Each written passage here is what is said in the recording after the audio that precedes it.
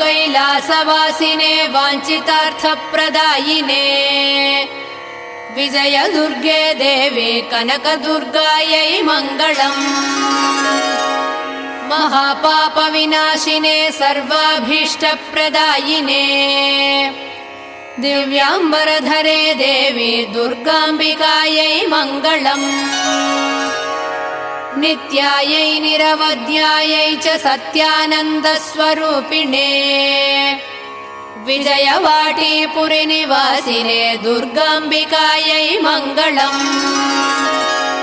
मङ्गलम् सुरासुरपूजिते मङ्गलम् मातृमूर्ते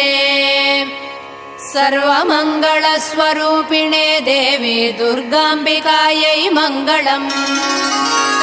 मङ्गलम् कनकाम्बरधरे मङ्गलम् विजयाचलवासिने